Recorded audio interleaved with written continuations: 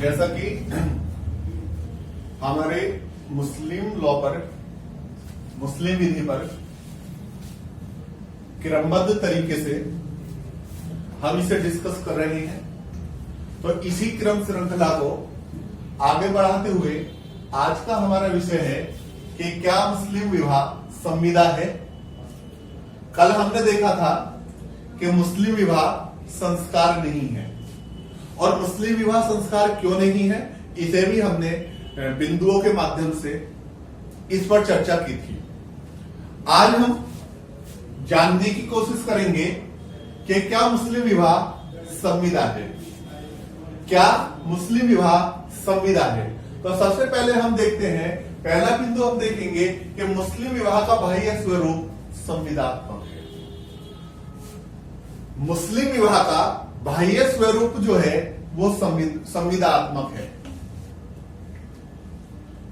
मुस्लिम विवाह का बाह्य स्वरूप संविदात्मक है क्योंकि एक संविदा के लिए जिन तत्वों की आवश्यकता होती है, यानी कि एक संविदा के लिए, एक वैध समुदाय की जो विशेषताएं होती हैं वो सभी मुस्लिम विवाह में पाई जाती हैं। अगर जो हम बात करें एक संविदा की, तो संविदा के लिए एक प्रस्ताव का होना जरूरी है। तो मुस्लिम विवाह में भी प्रस्ताव होता है जिसे इजाब कहा जाता है। वहीं दूसरी चीज, संविदा के लिए स्वीकृति का होना जरूरी है, तो मुस्लिम विवाह में भी स्वीकृति होती है जिसे कबूल किया जाता है। वहीं हम बात करते हैं एक संविदा के लिए प्रतिफल का होना जरूरी है, तो मुस्लिम विवाह में भी प्रतिफल होता है जो मेहर के रूप में होता है।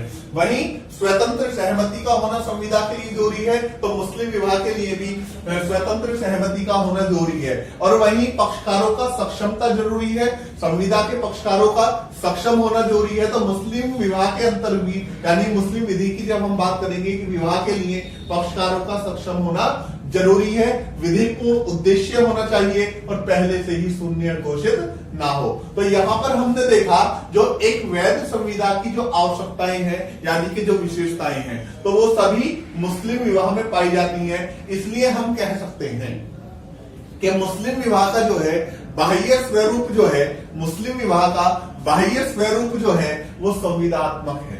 मुस्लिम विवाह का बाह्य स्वरूप जो है वो संविदात्मक है। लेकिन इसी के साथ साथ हम बात करते हैं, लेकिन किंतु मुस्लिम विवाह जो है पूर्ण रूप से संविदा नहीं है। अगर जो मुस्लिम विवाह को पूर्ण रूप से संविदा नहीं कहा जा सकता, मुस्लिम विवाह को पूर्ण रूप से संविदा नहीं कहा जा सकता, वो इसलिए सबसे पहले हम देखते हैं, अगर जब हम बात करें संख्या की, एक समय में एक व्यक्ति चाहे कितनी भी संविदाएं कर सकता है, 1 2 3 4 5 10 12 15, वो जितनी चाहे इतनी संविदाएं कर सकता है। लेकिन एक मुस्लिम एक समय में एक 4 से ज्यादा शादियां नहीं कर सकता। मैं बात कर रहा हूं कि मुस्लिम विवाह जो है, मुस्लिम विवाह के अंदर संविदा का जो मुस्लिम विवाह का बाह्य स्वरूप जो है वो संविदात्मक प्रतीत होता है।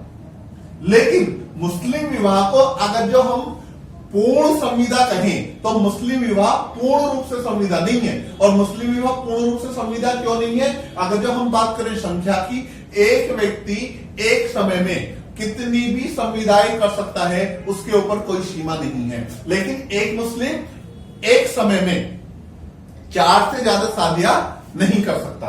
वहीं दूसरी बात करें कि अगर जो एक व्यक्ति को संविदा करनी है तो वो अपनी प्रतिष्ठित संबंधियों से संविदाएं कर सकता है। मान लो एक कंपनी है या कुछ भी है, एक व्यक्ति अपनी माँ के साथ संविदा कर सकता है, बहन के साथ संविदा कर सकता है, अपनी दादी के साथ संविदा कर सकता है, अपने दादा के साथ संविदा कर सकता है, एक लड़की जो है अपने मामा के साथ संविदा कर सकती है। लेकिन जो प्रतिष्ठित संबंध है वहां पर शादी नहीं हो सकती। इसी तरीके से एक व्यक्ति, एक लड़का अपनी बहन के साथ संविदा कर सकता है लेकिन विवाह नहीं कर सकता, अपनी माँ के साथ संविदा कर सकता है लेकिन विवाह नहीं कर सकता। तो संविदा जो है वो प्रतिष्ठित संबंधों में संविदा हो सकती है, लेकिन प्रतिष्ठित संबंधों में जो है शादी नहीं हो सकती। इसलिए मुस्लिम विवाह जो है पूर्ण रूप से संविदा नहीं है। और वहीं हम बात करें हज यात्रा के दौरान संविदा हो सकती है। जब हज यात्रा के दौरान जो है संविदा हो सकती है, लेकिन हज यात्रा के दौरान शादी नहीं हो सकती। हज यात्रा के दौरान संविदा तो हो सकती है लेकिन शादी नहीं हो सकती, इसलिए मुस्लिम विवाह जो है पूर्ण रूप से संविदा नहीं है। और वही बात करें हम प्रतिफल की, अगर जो प्रतिफल के अभाव में कोई संविदा की जाती है तो वो संविदा शून्य होगी, लेकिन प्रतिफल के अभाव में अगर जो कोई मुस्लिम विवाह किया जाता है तो वो मुस्लिम विवाह शून्य नहीं होगा। तो इन कारणों पर, इन बिंदुओं पर गौर करने के बाद निष्कर्ष रूप में हम कह सकते हैं कि मुस्लिम विवाह का बाह्य स्वरूप तो संविदात्मक है, लेकिन मुस्लिम विवाह पूर्ण रूप से संविदा नहीं है, इसे पूर्ण रूप से संविदा नहीं कह सकते। इसी के साथ साथ हम कल डिस्कस करेंगे कि मुस्लिम विवाह की आंतरिक प्रकृति जो है वो सामाजिक और धार्मिक भी है। कल हम डिस्कस करेंगे कि मुस्लिम विवाह की जो है आंतरिक प्रकृति जो है, इंटरनल नेचर जो है इसका, वो सामाजिक और धार्मिक भी है, और ये सामाजिक और धार्मिक कैसे है इसके ऊपर जो है हम कल विस्तार पूर्वक चर्चा करेंगे।